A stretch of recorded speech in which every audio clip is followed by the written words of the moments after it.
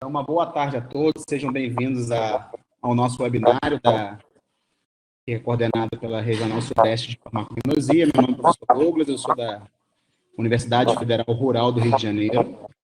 E hoje a gente tem o prazer da presença da professora Laila, da UNB, e lembrando a todos que estão assistindo em paralelo à transmissão no YouTube, que não são sócios, não são membros da nossa sociedade, que venham com a gente, se unam à nossa sociedade, tornam-se membros, para que seja importante a gente levar o nome da farmacognosia. Aproveito e convido o professor Leopoldo, presidente da Sociedade Brasileira de Gnosia, para que possa falar algumas palavras e a gente, então, segue com a apresentação da professora Laila. Por favor, Léo. Então, boa tarde a todos. Boa tarde, Laila. Muito obrigado pela sua presença nessa tarde aqui com a gente, no nosso ciclo de webinários.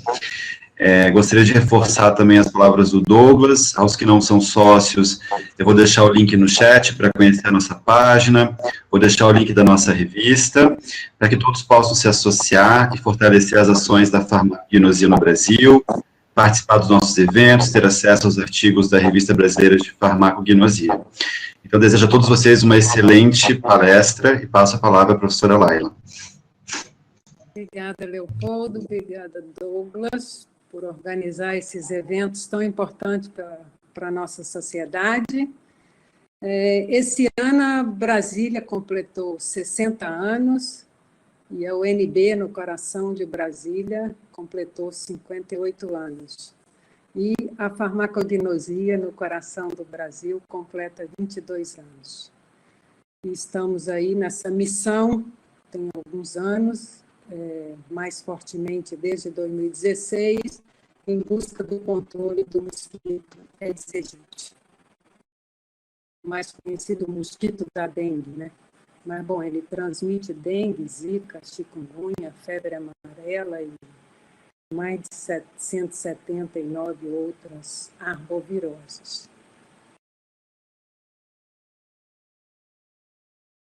Quando a gente olha para o Cerrado, né, nós fotografamos todas esses nossos sentimentos, essas nossas sensações aí. A gente lembra do Guimarães Rosa, né, Guimarães Rosa, que nos encantou tanto com a sua obra contando a vida no Cerrado. E o Cerrado é cheio de surpresas, né? A gente, quando pensa no Cerrado, pensa naquelas árvores tortuosas, né? De troncos retorcidos, cheio de casca grossa, folha grossa, mas a gente se depara com muita delicadeza, com muitas cores, né? Como nessa Vaitaria macrocarpa, e completamente florida. Mas quando a gente olha também para o Cerrado, a gente enxerga todas essas moléculas. Essa aí foi revelada na Revista Brasileira de Gnosia, o vatacarpano, que era o trabalho de uma das estudantes, que fizemos junto com o Dr. Braz, nosso querido Dr. Braz.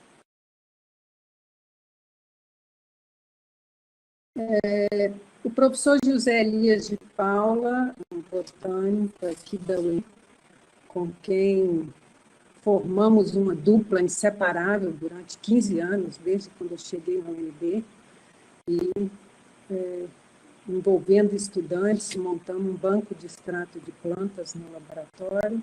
O professor José Elias nos deixou no final de 2013, mas ele deixou um legado para a UNB, que foi esse banco de extratos, né, construído aí todos juntos na Gnosia, estudantes, professores, e esse banco permite a formação de todos os professores, de todos os recursos humanos do laboratório e também a realização de todos os projetos nacionais e internacionais que nós fizemos aí durante esses 22 anos de UNB.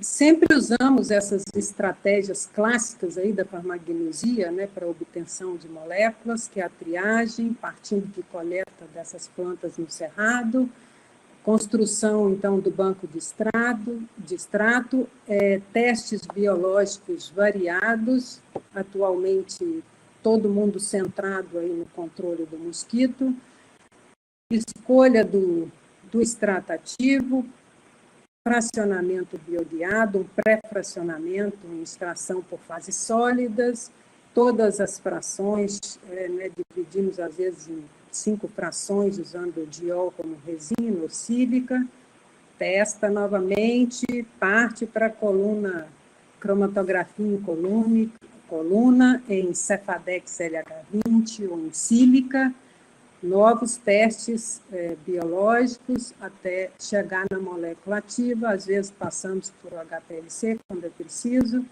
e o uso da ressonância nuclear, mas é o que marcou a passagem da farmacognosia histórica para a farmacognosia clássica, com o desenvolvimento dessa máquina em 1940. E o uso da espectrometria aí para determinar massas. E foi assim que, por exemplo, foi descoberto o Taxol, que salva tantas vidas aí no tratamento do câncer. Mais de uns 5 anos para cá, 6 anos, eu já estava querendo me adaptar e inovar o nosso laboratório e fazer essa união entre a farmacognosia clássica e a farmacognosia moderna com o estudo da metabolômica. E, no final de 2015, nós tivemos essa oportunidade de um novo projeto e nós tivemos forças para executá-lo diante das crianças com microcefalia, devido ao Zika vírus, e começamos, então, a propor ao governo a testagem de substâncias, de produtos que o governo recebia, aliás, até de fora do país, para controle nacional do vetor. E os testes químicos e biológicos que nós fizemos resultou em o governo tomar a decisão de não usar esses produtos e aceitar a nossa proposta de unir pesquisadores no Brasil e no mundo que pudessem se organizar e propor algo para o controle do mosquito. E foi assim, então, que a diretora, na época da nossa faculdade, a professora Maria Fátima de Souza, fez essa intermediação com o governo e nós conseguimos aprovar esse projeto, descentralizar recursos de um órgão público para outro para executar algo que o Ministério não é da atividade dele, que é essa pesquisa, então, para o controle do vetor. Então, a gente chama isso de termo de execução descentralizada, e nós tivemos 2 termos desse aprovado, um para equipamento e outro para material de consumo, bolsas e etc., tudo que dizia respeito ao andamento desse processo de obtenção de novos protótipos de produto para o controle do mosquito. Esse projeto é dividido em 4 componentes e nós somos responsáveis pelo componente 1, que é a pesquisa para o controle do vetor. E é um desafio, tentar alcançar alguma coisa para o controle do Aedes aegypti, um mosquito tão poderoso como esse, adaptar novas tecnologias no Brasil, tentar adaptar e formar pessoas nessa farmacognosia clássica, no ensino da metabolômica e de todas essas, tudo que envolve, e a publicação de artigos científicos, que eu vou falar um pouco mais daqui a pouco. Para isso, então, nós montamos uma rede de parcerias no Brasil, mas com alguns pontos de co-coordenação do projeto. Vou começar aqui pela professora Vanderlan, da Unesp Araraquara, que é co-coordenadora do projeto, o professor Norberto, que está aqui com a gente, que é co-coordenador pela USP de Ribeirão Preto, a professora Letícia Lotufo, na USP de São Paulo. Mas nós trabalhamos com várias universidades e recebemos amostras para teste, nós centralizamos todos esses testes para ter um resultado uniforme e recebemos amostras do Brasil todo para teste e tem avançado muito bem. Montamos, então, reforçamos colaborações que tínhamos mundo afora, algumas mais expressivas, com com os Estados Unidos, o Instituto Nacional do Câncer, onde eu passei o ano de 2014 a 2015, e que disponibilizou a coleção de substâncias, né, que já foram testadas como, né, alvo, tendo como alvo câncer, células cancerígenas, e agora que podem ser testados para o controle do mosquito. E também com a Universidade da Califórnia, para um modelo de teste de repelência, e a Universidade de Notre Dame, para um outro teste de repelência espacial. Muito interessante, vou falar um pouquinho mais daqui a pouco. Na França, com o CNRS, o IRD, o Museu Nacional de História Natural, a Universidade de Paris-Descartes, que é a Escola de Farmácia, e a Universidade de Montpellier. Bom, tem algumas universidades da francesas também, aqui pertinho da gente, na Guiana Francesa, com forte trabalho, e na Universidade das Antilhas, em Guadeloupe, na Martinica. Colaborações no Canadá, em Chicoutimi, no Panamá, na Suíça, na Alemanha, onde o Daniel Demarque, que está aqui junto com a gente, está atualmente, e na Holanda. Então, nós trabalhamos prospectando a atividade de extratos e substâncias comerciais e da biodiversidade. Então, trabalhamos com o nosso cerrado, com plantas do nosso cerrado, com fungos endofíticos do cerrado ou fungos marinhos de colaborações, principalmente com a professora Letícia Notufo. Trabalhamos com o conhecimento tradicional de uma comunidade, de uma flora nacional de Caxiuanã, que faz parte do arquipélago de Marajó, que usa algumas plantas como repelente de mosquito. É um trabalho feito junto com uma doutoranda e uma pesquisadora do Museu Emílio Gueldes, que coordena nessa estação científica junto com o MCTIC, na Amazônia. Trabalhamos com produtos alimentícios, indo atrás de já ter uma segurança prévia desses produtos, com óleos essenciais do cerrado, como repelente também, mas também de óleos essenciais de especiarias, com produtos sintéticos, né? Nós estamos com o professor Sebastião Melo, de Pernambuco, que veio trabalhar com a gente no ano passado e que coordena essa área de síntese no laboratório, e também substâncias sintetizadas por equipes parceiras, e também substâncias comerciais. Quando encontramos algumas substâncias ativas em planta, a gente adquire no comércio substâncias da mesma série química, já atrás de substâncias que estão disponíveis no mercado e que não sejam caras.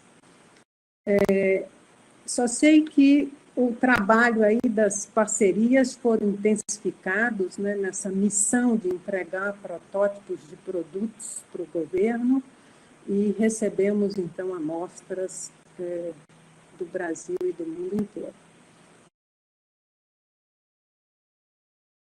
Eu trouxe essa imagem aqui do repositório do Instituto Nacional do Câncer dos Estados Unidos, que tem muito organizado, né, um prédio muito organizado, imenso, com salas climatizadas, umidade controlada, para guardar não só extratos e substâncias, né, de produtos naturais, mas também plantas. Isso eu achei uma coisa muito interessante, né? Nós estamos perdendo muitas espécies de plantas com a destruição, e eles também têm espaço e condições e organização para guardar plantas também.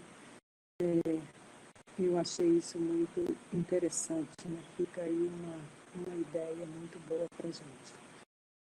Algumas imagens aqui do nosso laboratório de farmacognosia. Na realidade, nós temos 4 espaços diferentes, e esse é o espaço da farmacognosia clássica, com as colunas de cromatografia, os coletores de frações, né, com detector UV, a extração em fase sólida, o SPE, ou monitoramento por CCD, e o IP rosa, que floresce todo início de agosto para comemorar o aniversário da farmacognosia na UNB, que é bem em frente à nossa janela. Alguns equipamentos do laboratório, mas aqui, sobretudo, para mostrar que nós temos uma ligação muito forte com a química da UNB, que tem uma central analítica super equipada, então o nosso laboratório não tem limite entre a farmacognosia e a química, só atravessar a rua. Esse daqui é um outro anexo do nosso laboratório, que é o laboratório Senhor José Geraldo Ribeiro da Silva, em homenagem a um servidor técnico administrativo que fez a importação de todos os nossos equipamentos todos esses anos, onde nós temos, então, o PLC, o HPLC acoplado no espectrômetro de massas, que nos permite fazer a metabolômica, e temos 2 HPLC e uma estrutura de preparo de amostras nesse espaço. O laboratório professor José Elias de Paula, que é o nosso botânico, que é o anexo da farmacognosia, num prédio externo da faculdade, e que foi, então, feito em 2005, que é sempre onde a gente recebe as plantas, né, quando chega do campo, para preparar os extratos depois. Esse espaço foi adaptado para ser um insetário arbocontro. Foi, né, difícil adaptar e ter um laboratório padrão, Organização Mundial de Saúde, nível de segurança 2, né, mas é o laboratório de referência para o governo federal. Um espaço bem bonito e é ainda o espaço onde nós recebemos as plantas quando nós chegamos do campo, tem uma estrutura atrás. Foi muito difícil retornar ao campo sem o professor José Elias. O primeiro retorno foi feito com a ajuda psicológica da professora Mercedes Bustamante, que tem um trabalho de anos no IBGE, e é onde agora a gente faz essa nossa colheita. O insetário, só para mostrar como é dentro, né, nós temos uma sala temperatura ambiente, que é a sala de trabalho, leitura de testes. Temos sala climatizadas, como o mosquito gosta, né? Temperatura e umidade alta e bastante úmido. Uma sala para eclosão dos ovos, obtenção das larvas, das pupas, e uma outra sala para montagem das gaiolas. E temos um outro espaço que tem 6 salinhas, aqui tem um lado da sala, salas pequenas, onde nós fazemos os diferentes testes. Por exemplo, aqui testes em copo, que é o modelo da Organização Mundial de Saúde. Então, a criação do Aedes aegypti, nós temos ovos, é feita a eclosão de ovos, colocando nessa bacia aqui nessa bandeja aqui né, para as larvas 1, 2, 3 e 4 estádio. Depois, para a montagem das gaiolas, é necessário separar na lupa a pupa macho e fêmea, né, pela genitália da pupa. É um trabalho grande, mas que todo mundo já se acostumou a fazer já. Os mosquitos são alimentados com os mosquitos fêmeas, né, com sangue de cavalo. Tem o Hospital Veterinário da Universidade, tem 3 velhinhas doadoras e também com solução açucarada. Então, está aqui o mosquito fêmea e o mosquito macho. Eles são, né, dá para a gente ver assim, olho nu, essa diferença. A gente coloca o recipiente com o papel de filtro, onde o mosquito fêmea faz a ovoposição e os ovinhos ficam assim agarrados no papel de filtro, são retirados depois e pesados para a eclosão. Aqui tem mistura de ovos eclodindo, ele vai separando aqui os ovos como se fosse um chapéuzinho, né? E a larva vai saindo. Aqui são as larvas L3, que são as larvas usadas no teste, e a larva tratada e a não tratada. Para a montagem das gaiolas, nós colocamos a polpa na água e os mosquitos vão, então, emergindo dessas pulpas, né? Aqui a pulpa tratada e não tratada, aqui o mosquito emergindo. O teste adulticida é feito em garrafas, essas garrafas são impregnadas com composto, e aqui a gente pode ver a diferença, né, da garrafa quando tem o composto ativo, e aqui é o nosso controle. Então, a leitura dos testes, nós estabelecemos no laboratório um teste de screening, né, de triagem, para poder fazer amostras de produtos naturais, que às vezes tem pouco. Então, nós estabelecemos esse teste, não é um modelo OMS, mas que nos permite fazer essa triagem. Placas de 12 poços com apenas 50 microlitros de água, então você consegue atestar uma quantidade baixa de substância. E aqui a produção industrial aqui de teste em copo, que é o modelo OMS. Nova cena da leitura dos testes, os meninos bem concentrados. Uma vez que a gente já fez todos esses testes em escala laboratorial, que escolhemos substâncias potenciais, nós partimos para os testes semicampo, que é feito em uma quantidade maior de água, onde nós avaliamos a atividade, mas também a residualidade, né? A gente precisa de achar um composto que seja ativo, não tóxico, né? Seletivo só para a larva do mosquito, mas que tenha um efeito um pouco longo, né? De preferência 2 meses ou mais, que é quando o agente de vigilância retorna naquele local para vigiar se tem larvas ou não, né? Então, esse efeito de residualidade é muito importante. Além desse, nesse teste que eu acabei de falar de semicampo, é onde você também determina a concentração que você vai fazer o teste a campo depois. Então, é uma fase bem importante do teste.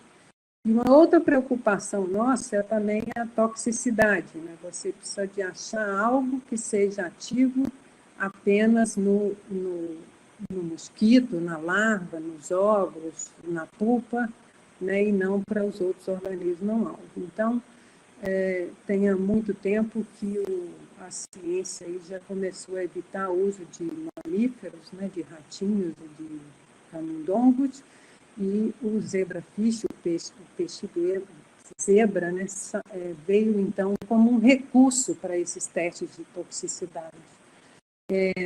O embriãozinho desse peixe, ele é transparente, você consegue ver o desenvolvimento do embrião, né, sem fazer nenhuma intervenção, e ele se desenvolve muito rápido. Após a fecundação, 2 horas após, você já coleta esses embriões e faz esse teste e consegue ver o que está acontecendo lá dentro. Em 48 horas, eles podem virar larva, mas você consegue fazer os testes com o embrião que pode sobreviver nesses microplacas que são usadas. Sem falar que ocupa muito menos espaço do que manter um biotério com rato ou camundongo. E esses peixes zebra têm 70% de homologia com o genoma humano e 84% desses genes estão associados com doenças em humanos. Estão vem sendo cada vez mais usados. E a gente pode testar tanto essa toxicidade em embriões, a partir desses ovinhos, mas também ensaios de biomarcadores, né, de atividade enzimática. É um recurso muito bom para testar essa toxicidade em organismos não alvos. E um outro problema, além dessa questão da toxicidade, é a questão da resistência, né? Na realidade, esses são os 2 desafios para poder fazer o controle vetorial.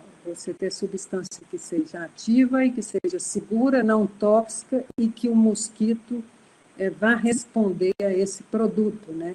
Isso aqui é um estudo feito por um dos nossos alunos.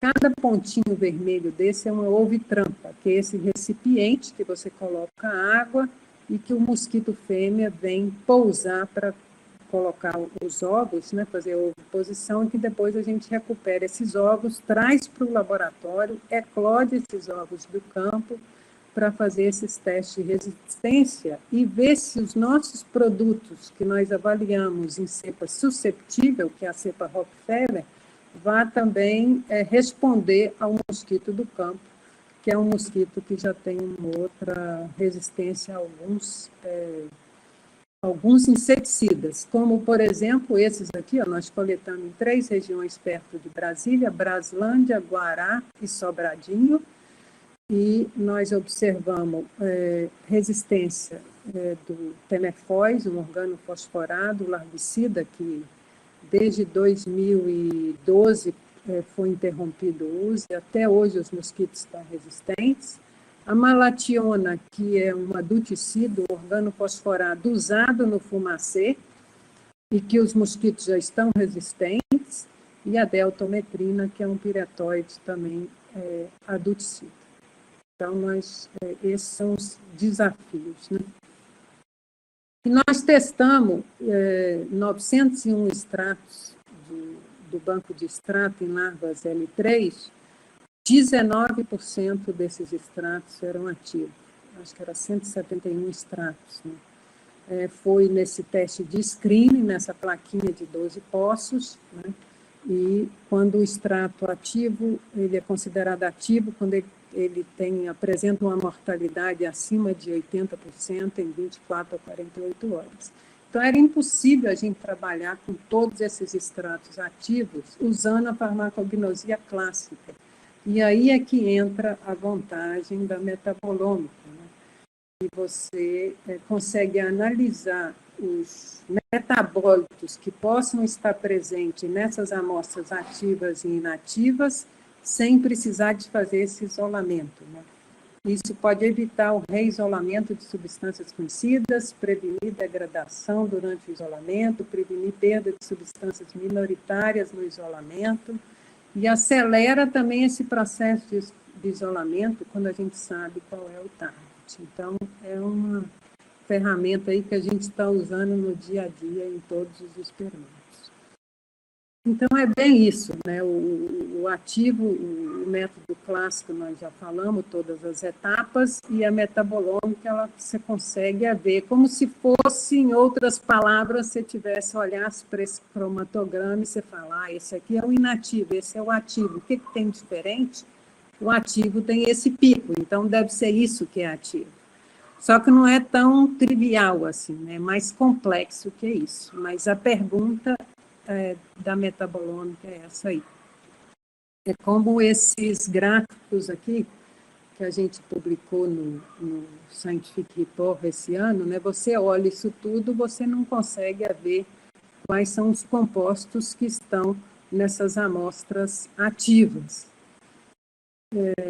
E a metabolômica pode te indicar, tanto nessas análises multivariadas, né, nos dados MS, a reunir isso daí, né? O que é os ativos ou inativos, ou aqui, por exemplo, nessa amostra, o IO que está em maior quantidade, que está aqui mais presente, destacado, talvez seja esse o ativo, né? Ele te direciona para isso.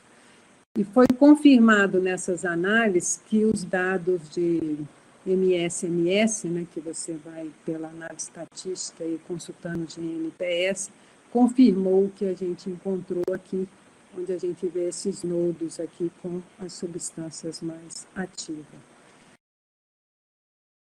Então, é como se o esqueminha lá da farmacognosia clássica, com todas as etapas, né, de isolamento, e passando, né, pela metabolômica, a gente achou aqui a mesma atividade, foi confirmada nos dois. Como diz o Daniel, né, Daniel? A metabolômica não mente. Esse foi um outro artigo também nessa área da metabolômica que nós publicamos esse ano na Revista Brasileira de Farmacognosia, e é muito bom porque, na realidade, o banco de extrato, você, para usar a metabolômica, precisa ter algo que seja diferente, mas não tanto diferente, né? Que você possa fazer uma correlação entre as coisas. Então, se você tem, por exemplo, nós temos de uma mesma família vários extratos de várias espécies. Dentro de uma espécie, nós temos vários extratos dos diferentes órgãos. Até daquele órgão, nós temos vários extratos de diferentes polaridades. Então, isso consegue fazer esse paralelo, né, essa correlação entre essas amostras. Então, o banco de extrato é assim, foi muito bom, é muito bom e foi um legado muito grande, porque ele permite, tanto para a farmacognosia clássica como para a moderna, obter muita informação sobre a nossa biodiversidade. E os produtos alimentícios é como se a gente quisesse fazer um fitoterápico, né? A ideia disso são produtos que a gente já ingere todos os dias, que a gente usa na alimentação e que já traz uma certa segurança. Então, é produzir extratos brutos com esses produtos, né, que são ativos nas diferentes fases do mosquito, imatura ou adulta, está amplamente disponível, né, amplamente comercializado e usado. Então, é uma segurança. E a ideia é fazer essa validação de métodos cromatográficos para a gente poder reunir, fazer como se fosse um modelo, né, para usar esses produtos. Nós fazemos a extração pelo extrator acelerado por solvente, né, o ACE, que permite fazer um extrato padronizado, né? A gente vai testando solventes, temperatura, tempo, ciclos, até obter a melhor relação de rendimento e de atividade. Foi uma boa aquisição que esse projeto também permitiu fazer. Mesmo que a gente queira usar como se fosse um extrato, né? Que a gente não queira isolar, nós precisamos ter um padrão, um marcador químico. Então, nós usamos para isso a extração em fase sólida, o SPE, obtemos essas frações e fazemos a metabolômica ou a derreplicação disso para poder ir atrás desses marcadores. Então, análise química dos extratos para identificação dos compostos, aquisição de padrões disponíveis comercialmente ou isolamento. Trabalho bem bonito e permite desenvolver um modelo para grupos semelhantes de alimentos. Tá? É como se fosse pimenta, tem várias espécies de pimenta, mas você consegue chegar em um modelo que pode ser repetido depois e usado os marcadores, etc. E uma outra coisa que nós temos que fazer também, estamos fazendo, né, que é o mecanismo de ação, tentando entender como essas substâncias que nós estamos obtendo funcionam. Então, temos alguns mecanismos bioquímicos e histológicos. Então, os testes enzimáticos, que são testes colorimétricos, que conseguem quantificar essas enzimas após o tratamento com os nossos compostos, né? E são enzimas que muitas vezes estão relacionadas com mecanismo de ação, mas também mecanismo de resistência desses mosquitos. E tem um outro teste bioquímico que está sendo feito em colaboração com a Universidade da Inglaterra, que é a quantificação de marcadores do estado oxidativo intracelular com o uso de HPLC de fluorescência. É um trabalho de uma das nossas doutorandas e que tem também a participação do CAPSPRINT. Outra técnica, então, é os cortes histológicos, para ver o que está acontecendo e aonde essas substâncias estão agindo, né? Começamos com as larvas.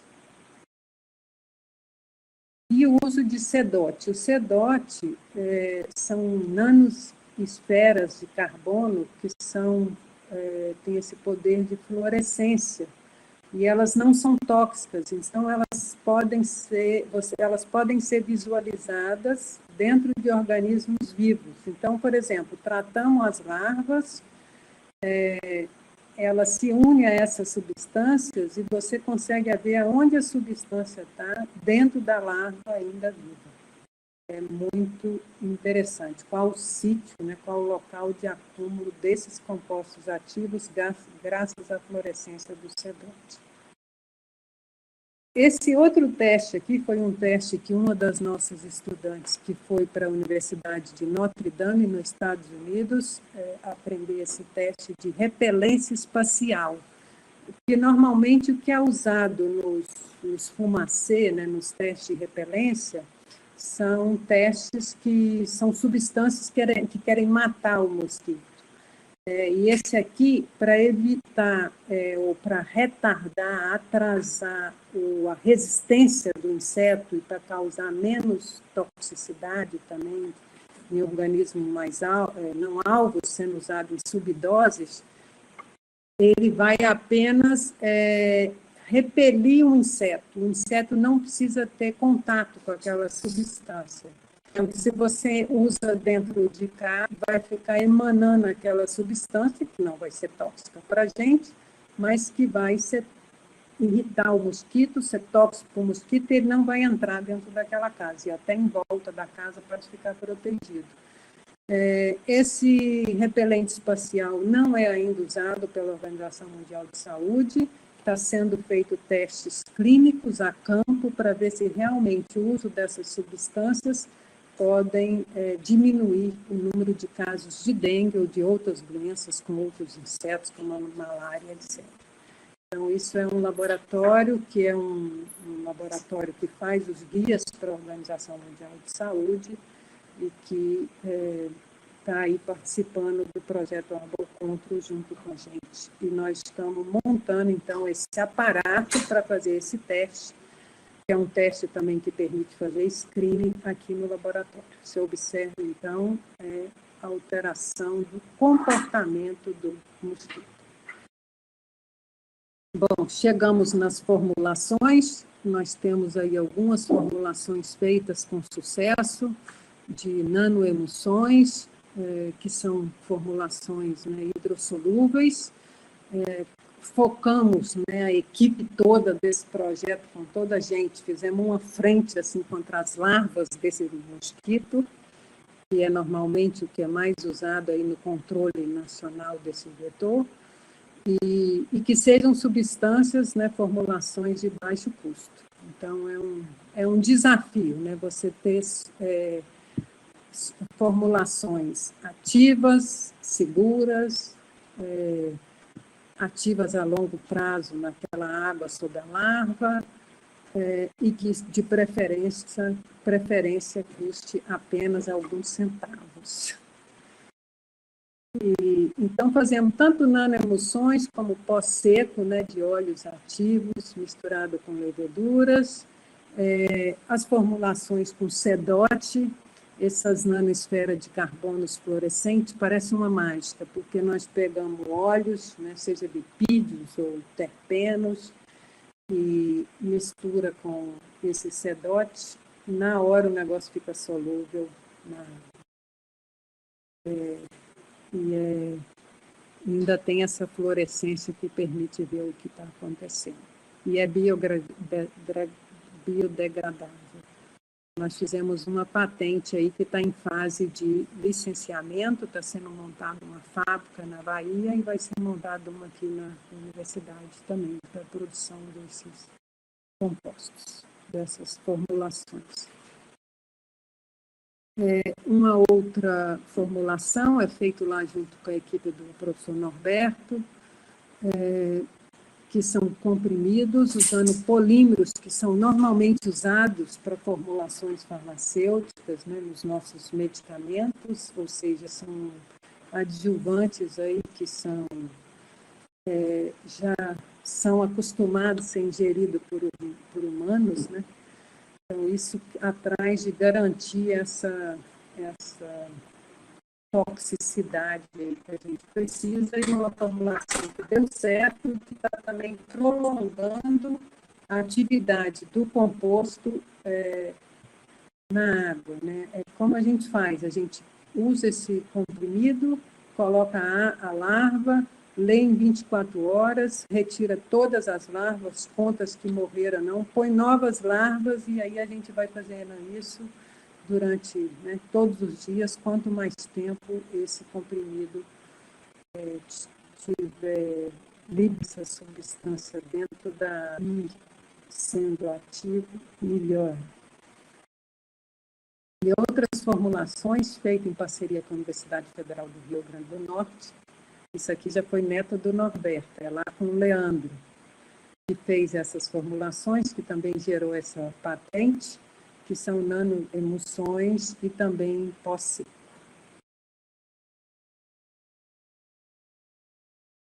É um desafio.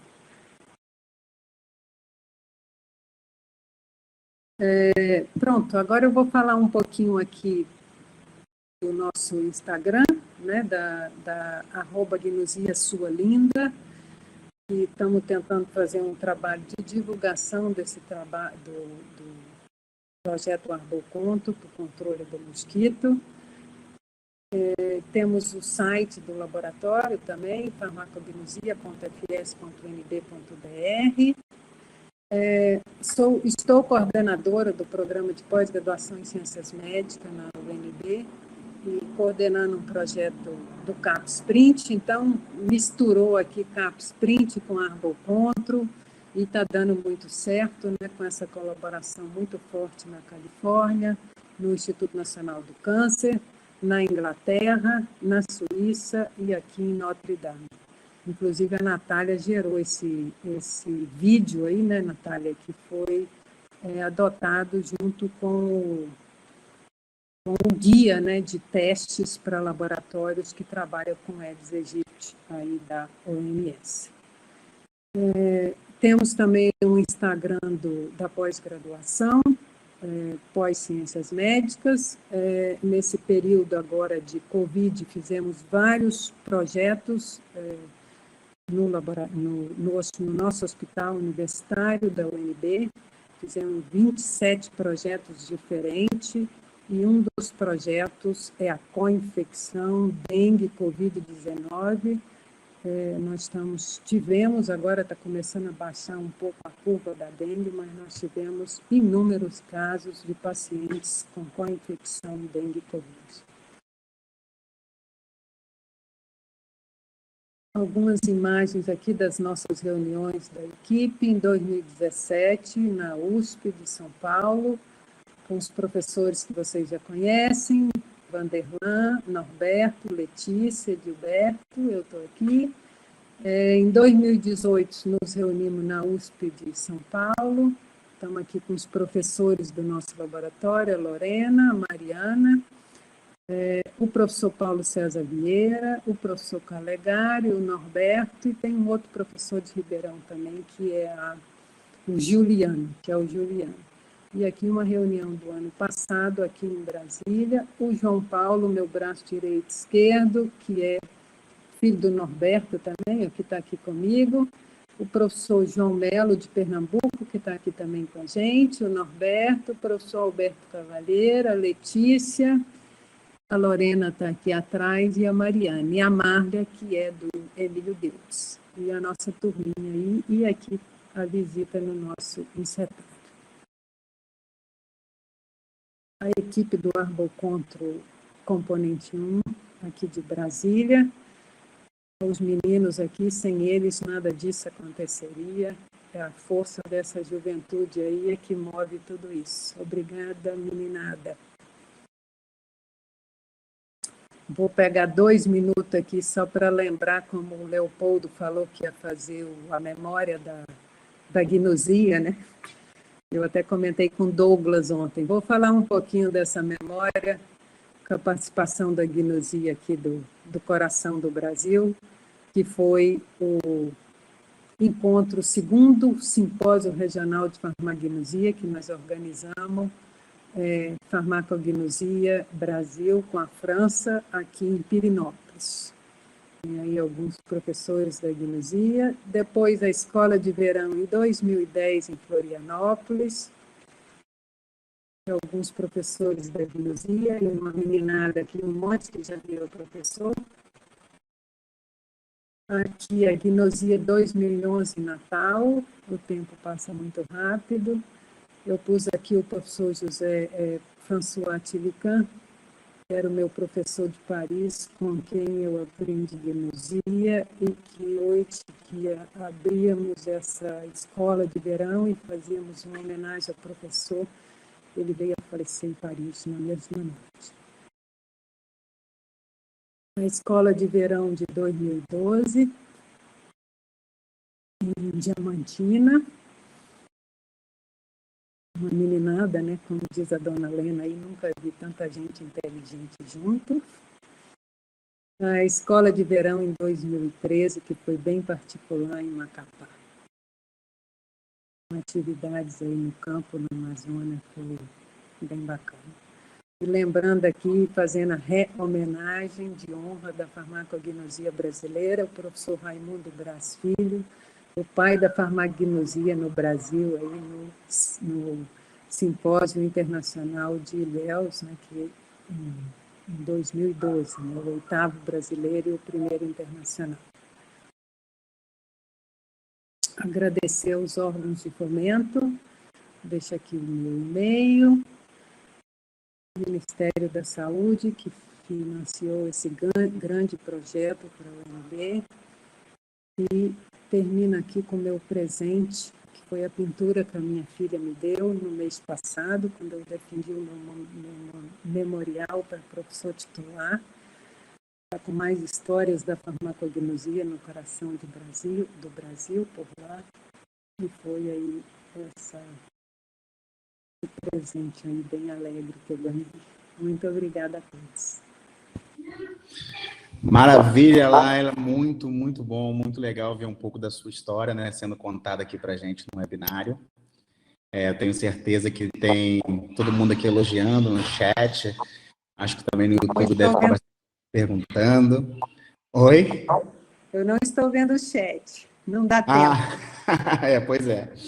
E agora a gente passa, então, para a gente fazer uma conversa, né? Todo mundo que quiser fazer perguntas pode colocar no chat, ou pode abrir o microfone, abrir a câmera, fazer comentários. E o Leopoldo está, em paralelo, acompanhando o YouTube. Tem alguma pergunta, Léo, por aí, Léo? Então, primeiramente, parabéns, Laila, e obrigado por essa palestra linda. Aliás, essa pintura também maravilhosa, né? Ele é artista. E nós temos uma pergunta aqui do YouTube, mas antes eu queria fazer uma pergunta genérica para você. A gente sempre tem bastante estudantes, né, de graduação e pós-graduação, e quando a gente apresenta os nossos resultados, dá a impressão de que tudo acontece muito rápido, né? Eu queria que você falasse um pouquinho das dificuldades dessa sua pesquisa, assim, qual que são os maiores obstáculos, as dificuldades que são necessárias para atravessar. Eu acho que o que falta muito no Brasil é gestão, né? Então, para você fazer as coisas, fazer a mesma coisa várias vezes, né? Pelo menos a gente que coordena um laboratório, você ser persistente, né? Muito perseverante para fazer as coisas acontecer e não desistir. Eu acho que o aluno tem que aprender isso também, né? E pesquisa é erro e acertos, e você faz muita coisa que talvez não te leve aos resultados, mas você tem que insistir e chegar. E outra coisa é ser criativo, o aluno, né? Ele não pode ser acomodado, ele tem que ter ideia, motivado, ele é parte do grupo, né? Ele não é um estudante que está lá só para executar o que é mandado, ele está lá para ter ideias, para participar, ele faz parte da equipe. Então, ele tem que ousar, ele não tem que ficar fazendo coisas repetidas. E para isso ele tem que estudar muito, né? para ter ideias. Você tem ideias quando você lê muito, né? Muitos dos nossos artigos foram assim, já estava pronta. Aí você lê uma coisa, você fala, está falando isso, então eu vou fazer isso, para ver se é isso mesmo. Eu acho que é isso, é a curiosidade, é a motivação para fazer aquilo. E ter esse espírito de equipe, né? Trabalhar todo mundo junto. Eu tenho a sorte de ter uma equipe de um monte de menino lindo, um monte de professores lindos, de pós-doc lindo, todo mundo trabalha junto, né? Não faz diferença entre professor, pós-doc, todo mundo um motivando o outro e aprendendo com o outro, né? Muitos seminários, muitas reuniões para manter esse estímulo, né? E trabalhar com o Brasil inteiro. Eu estou aqui, não era possível fazer o que eu estou fazendo.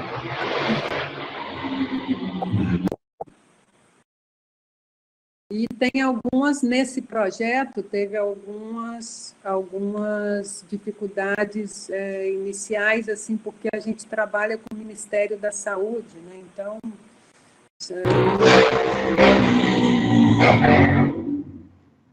o Ministério está tendo várias mudanças, né? Então a gente acaba tendo que tomar algumas decisões ou ficar esperando. Não é tão simples, mas, bom, vamos deixar vir as perguntas aí. Nós temos uma pergunta aqui da Letícia Lotufo. Ei, Letícia. Do YouTube, ela fala que ela gostaria de saber quais os testes são necessários para garantir a segurança ambiental de um novo produto, para avaliação de toxicidade em espécies não alvo. Então, um teste que a gente já está fazendo, bem determinado, né, é o teste de zebrafish. Mas tem outros organismos que podem ser feitos para completar esses resultados. Né? Mas a primeira avaliação é essa, mas tem outros organismos, quando, no caso, for produtos para usar em larva. Né? Maravilha. Doutora Vanderlan, quer fazer uma pergunta? Eu posso fazer uma questão, Laila? À vontade. Pode. Eu estou com o Vido na sua conferência e o Vido na do Jolie, pela ABC. Todos falando mais ou menos o mesmo tópico. Ele está falando de bioeconomia, a bioeconomia está falando de bioproduto.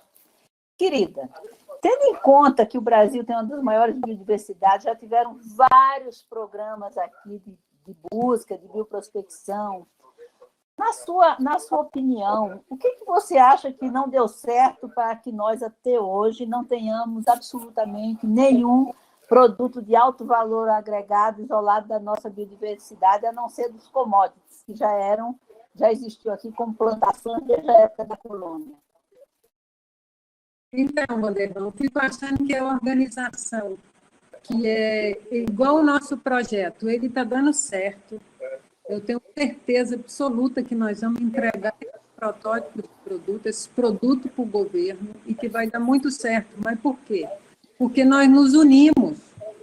Eu acho que foi todo mundo na mesma frente. Né? Às vezes você faz um projeto grande que envolve várias pessoas, mas os testes vão sendo feitos em paralelo. Vamos falar do INCT, por exemplo. Nós temos o INCT, que você coordena, lindo, maravilhoso, e tem várias equipes, né? Mas as equipes trabalham com coisas diferentes, talvez. Eu acho que esse negócio de focar em uma coisa, igual nós fizemos, vamos focar aqui, todo mundo na live, se a gente vai ter teste recorrente, teste de culpa, mas vamos focar. E isso eu acho que ajudou a avançar. Mas eu concordo com você perfeitamente. Eu acho que na academia, o que nós fazemos, nós chegamos ao ponto onde a universidade e os institutos de pesquisa podem fazer. Só que para você colocar um protótipo no modelo, quando você diz o governo, você acredita que o governo brasileiro vai colocar tudo que você colocou na mão dele como um produto? Eu tenho minhas dúvidas. Não é questão da academia. Minha dúvida é uma desestruturação do sistema de industrialização nacional em função de comprar tudo da China e de outros países, e de não investir no setor que vai fazer os produtos do que você descobriu. Então, eu vejo aí um gargalo enorme, eu não sei, eu tenho a impressão que a gente anda, e quando chega nesse ponto que não depende mais da gente, eu não sei como passar adiante para que nós possamos, de fato, colocar esses produtos no mercado. Vanderlei, eu fico com esperança, porque é um problema de saúde tão grave.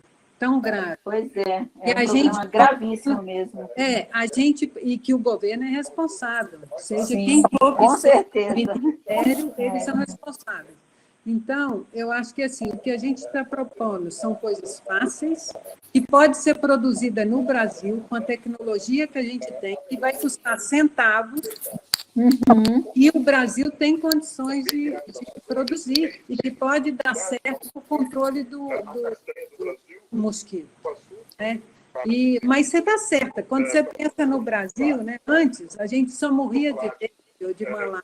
Hoje, a gente morre de dengue, de malária, pois é. de diabetes. Então, assim, se a gente apresenta um produto que é barato, que possa ser produzido aqui, eu, assim, no que eu estou tendo relação no Ministério, eu acho que isso vai para frente.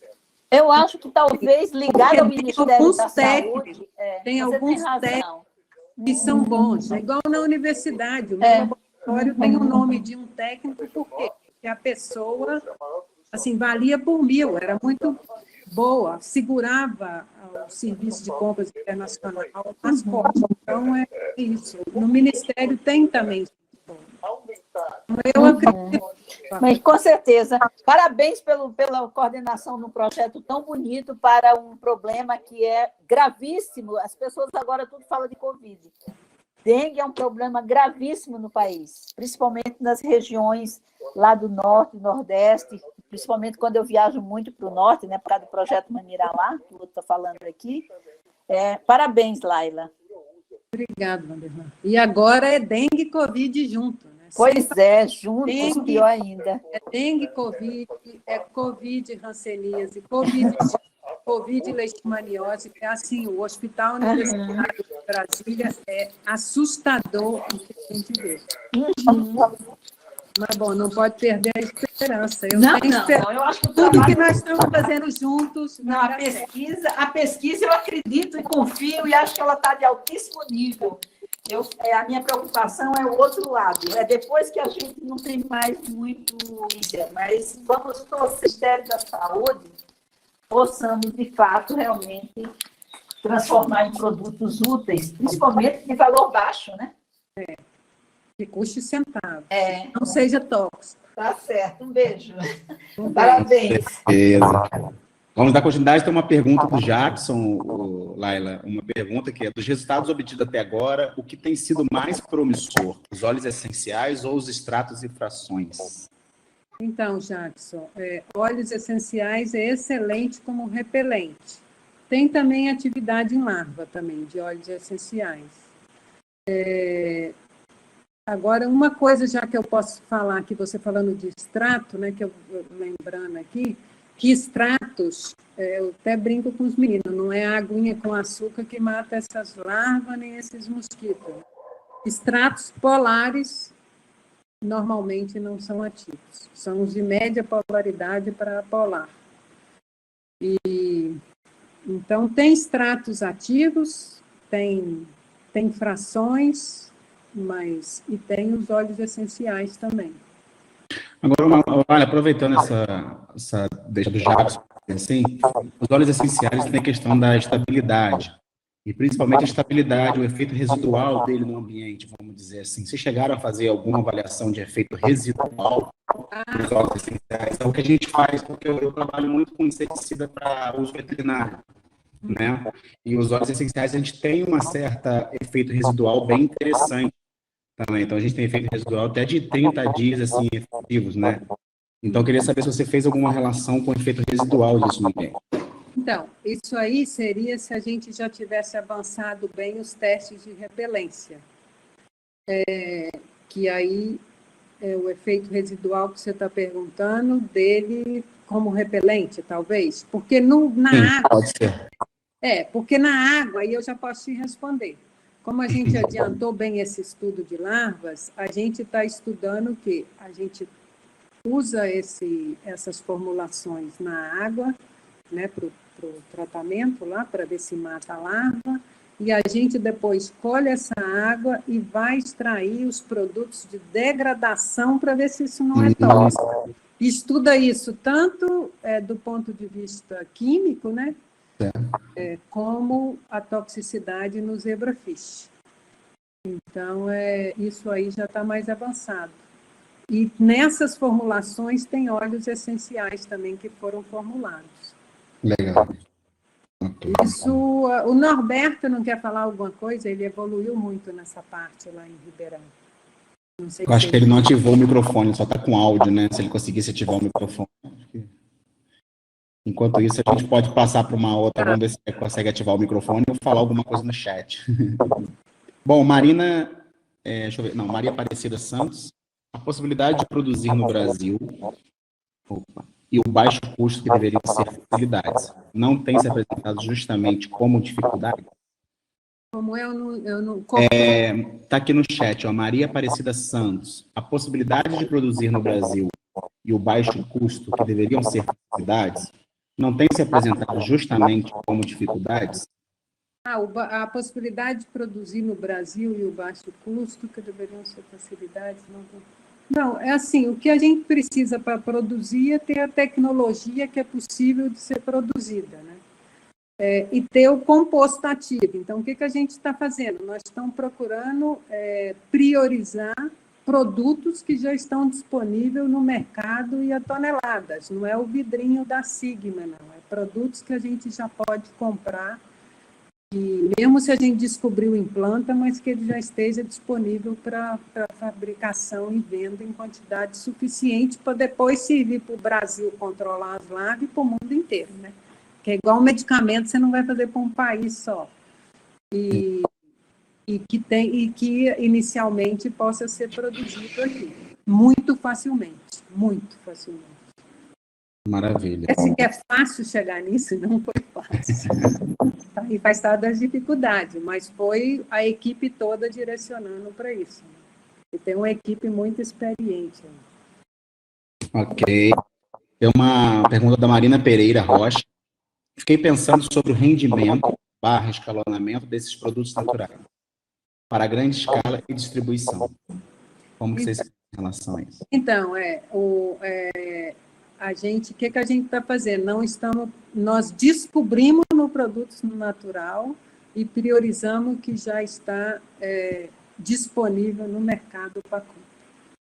Por enquanto é isso. Agora, por exemplo, os produtos alimentícios, que é o outro projeto que eu citei, que são coisas que a gente usa na nossa alimentação, né, e que garante, então, essa segurança. E isso vem dando certo. Se der certo, é produzir extrato com esses produtos alimentícios, seja um grão, uma fruta, o que for, até um resíduo disso aí. E aí isso também é muito barato, né? Não precisa nem escalonar, já está disponível para você fabricar em quantidade. Nós não estamos quebrando a cabeça, tem uma parte mais científica e tem uma parte que resolver um problema de saúde pública com uma coisa que seja possível de ser obtida. Uhum. E Graziella perguntando como que é feito o controle de qualidade dos óleos utilizados nas formulações. A Graziella é um presente da UNB aqui. Uma professora querida demais. O controle é feito no CGMS e até por ressonância magnética nuclear. Todos os produtos que a gente compra, seja lá da companhia que for, a gente faz controle de qualidade.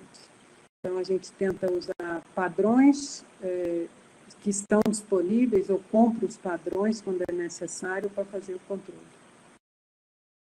Usando a maquinaria, nós temos uma central analítica de química na UNB super bem montada. É o nosso laboratório anexo. Mas esse controle, Laila, vocês fazem com CG, creio, né? Que seja com CG também. mas vocês extraem, por exemplo, quando você falou lá que vocês avaliam os prováveis componentes que poderiam ser tóxicos que estariam na água. Então, vocês fazem um tratamento desses componentes e depois fazem análise deles pelas técnicas analíticas, seria isso?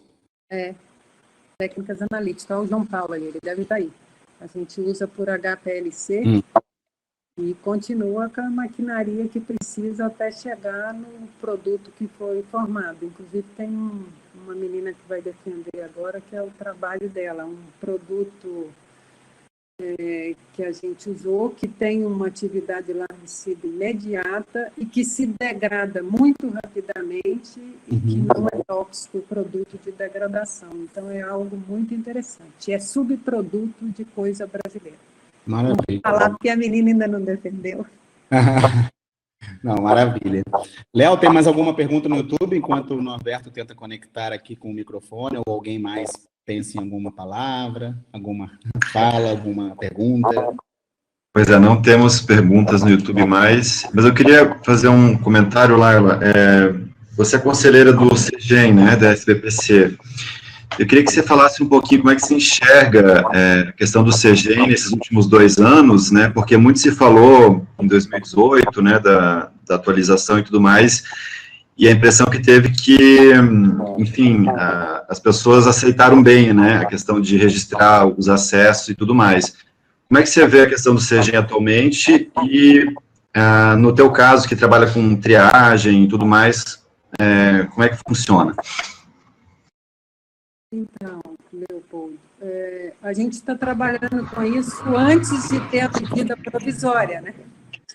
A medida provisória foi 2000, 2001, então a gente já trabalhava. Quando veio a medida provisória, foi aí que nós começamos a trabalhar no CEGEM para tentar resolver aquele problema que parou o Brasil, a pesquisa, quem não tivesse autorização ia pagar multa,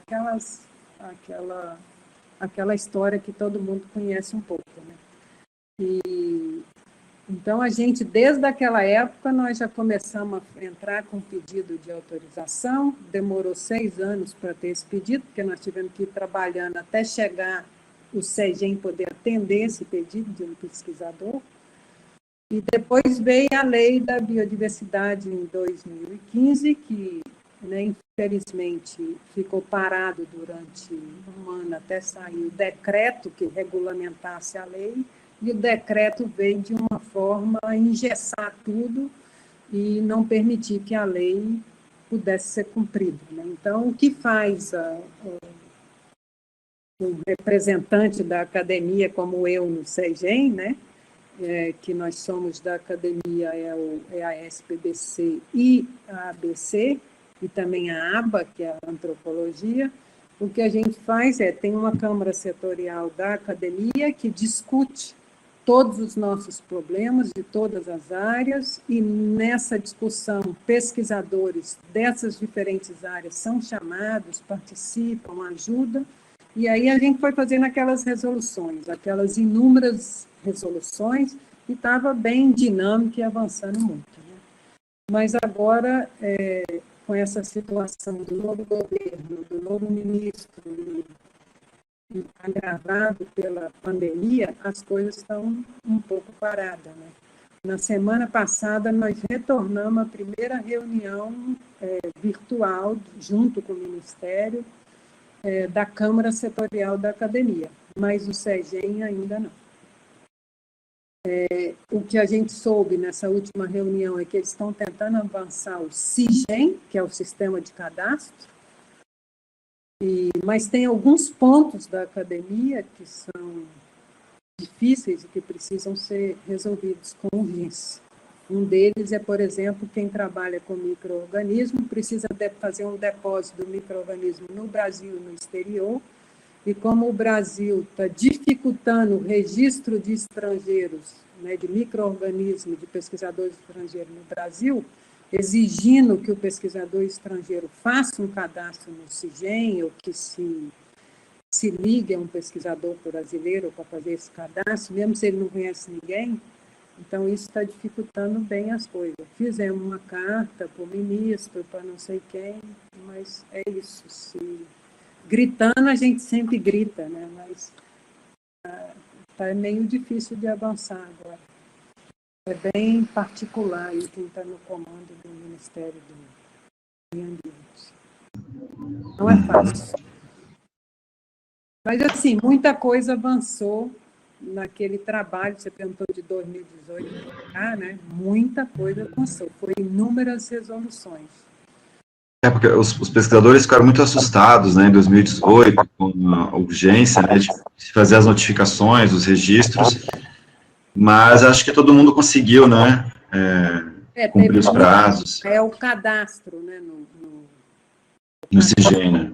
CIGEM, Assim, se você pensa do ponto de vista da medida provisória agora, a medida provisória era muito mais difícil, você tinha que ter autorização, quase ninguém tinha. Uhum. Eu tinha porque eu quebrava a cabeça aqui, todo dia ia lá, porque eu estou aqui, estou do lado, e me infiltrei no negócio até conseguir ter essa autorização. Mas hoje não, hoje você, como se estivesse fazendo uma declaração de imposto de renda, você entra no CIGEM e faz o seu cadastro. Lembrando que você pode fazer a sua pesquisa, você só tem que cadastrar antes de publicar qualquer coisa, né? Você pode até fazer envio, você pode ir até para o exterior com uma amostra antes de fazer um cadastro. Só que antes de publicar, você tem que fazer esse registro desse envio. Uhum. Sim. Obrigado, Laila. Bom, gente, eu acho que nós chegamos então no nosso horário. Queria agradecer mais uma vez a todos que estiveram presentes aqui, agradecer a professora Laila pela belíssima exposição hoje no nosso webinário.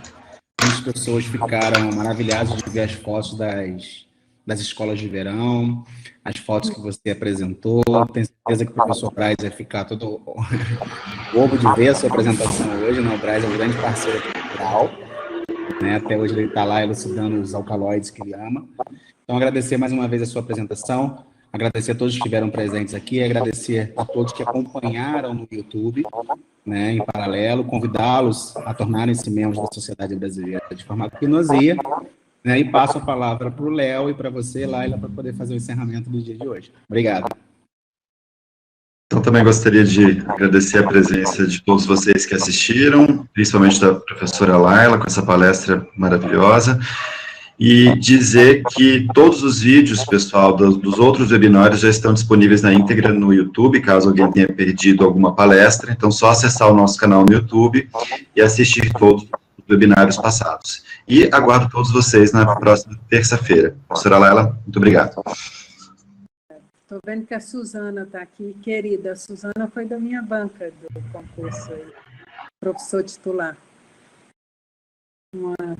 Representou todas as mulheres que fazem parte do meu caminho acadêmico, uma intervenção muito querida, muito linda. Muito obrigada, Suzana. Eu queria falar com o Léo, né, que nessa história de fazer a memória da gnosia, eu fiquei pensando se a gente não fazia de objetos, né? Eu tenho uns objetos é laranjinha. O Cid deve lembrar da canequinha laminada, que eu uso ela todo dia e morro de ciúme dessa canequinha. Tem uma outra branquinha lá de porcelana, tem alguns objetos, lembrança do projeto. Talvez o Cid tinha um espaço para a gente poder fazer essa memória aí com esses objetos. Sem falar das camisetas, que eu adoro, que eu só uso elas. Não, com certeza a gente pode incluir no livro, inclusive, vamos fazer um capítulo sobre isso, com certeza. Colocar os objetos aqui, mas Douglas vai me bater, que eu vou demorar muito. Não, foi tudo conforme combinado, ficou ótimo. Muito obrigada. Nós que agradecemos, tá bom, Laila? Um abraço forte para todo mundo. Muito, muito, muito obrigada a todos. Grande abraço, obrigado a todo mundo mais uma vez. A farmacognosia mora no meu coração aqui. A Suzana comentou, tínhamos uma bandeira do clube de futebol Alecrim. Fomos assistir o jogo em Natal. Verdade. E o bebê da Silvana era o mascote, hein, Silvana? O bebê dela já está grande. Vamos fazer mais escolas de verão, né, Douglas? Online. Vamos ver, a gente está conversando lá com o Fernando, vamos ver o que o Fernando vai decidir, né? Vamos ver se a gente consegue dar seguimento, né, Léo? Vamos ver, vamos planejar. Beleza, então, Parabéns, Laila. meninas, pelo trabalho de vocês. Parabéns. Obrigado, que isso. Obrigado, Laila. Verdade. Um abraço forte para todos. Um abraço. Tchau, Um tchau. abraço, gente. Uma boa tarde para todo mundo. Tchau, tchau. Tchau.